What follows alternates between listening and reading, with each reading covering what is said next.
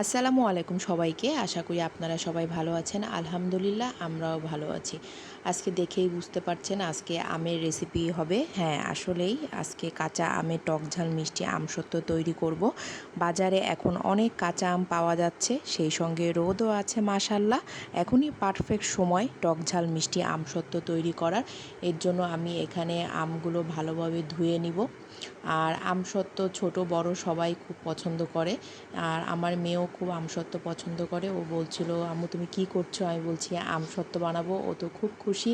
ও বলছিল দাও আমি তোমার সাথে হেল্প করি। যেহেতু ও ছোট কিন্তু ওর আগ্রহ আছে অনেক, ও আমার সাথে কাজে হেল্প করতে চায়। তো মাঝে মাঝে দিয়ে আপনারা নিশ্চয়ই দেখেন ওর ভিডিও, ও ভয়েসও দিতে চায়। ও আমার থেকে আরও বেশি ভালো ভয়েস দিতে পারে। তো যাই হোক, এখানে আমগুলো আমি ভালোভাবে ধুয়ে এভাবে ছোট ছোট করে আমি কিউব করে কেটে নিচ্ছি, যাতে খুব তাড়াতাড়ি সিদ্ধ হয়ে যায়। এই যে দেখতেই পাচ্ছেন আমি এখানে এক বাটি আম নিয়ে নিয়েছি।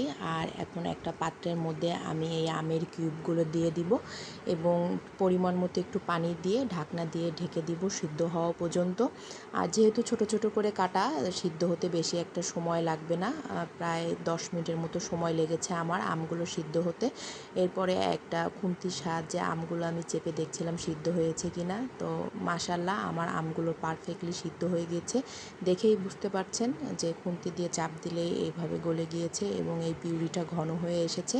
এখন আমি একটা ছাঁকনিতে এই পিউরিগুলো ঢেলে নিব এবং ভালোভাবে এগুলো ছেঁকে নিব, যাতে আমের যে আঁশগুলো আছে, মানে বীজের কাছে যে শক্ত হয়েছিল সেইগুলো আমি এইগুলো এখন ফেলে দিব। আর এই যে পিউরিটা দেখেন কতটা মসৃণ হয়েছে। এখন সেই একই পাত্রের মধ্যে আমি পিউরিগুলো দিয়ে দিব। আর এখানে দিয়ে দিব পরিমাণ মতো চিনি, আর দিয়ে দেবো চিলি ফ্লেক্স। আপনাদের কাছে চিলি ফ্লেক্স না থাকলে আপনারা ঝালও দিতে পারেন, শুকনো ঝালের গুঁড়া। এরপরে একটু কালার আসার জন্য আমি দিয়ে দিলাম একটু ফুড কালার আর গোলমরিচের গুঁড়া।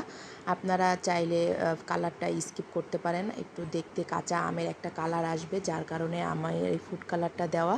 এরপরে এইভাবে ঘন হয়ে আসলে নামিয়ে নেবেন। আর যদি পারফেক্টলি বুঝতে চান তাহলে একটা বাটির মধ্যে 1 ড্রপের মতো আমের পিউরিটা নিয়ে দেখবেন। যদি পিউরিটা একই জায়গায় থাকে তাহলে বুঝবেন পারফেক্টলি হয়ে গিয়েছে।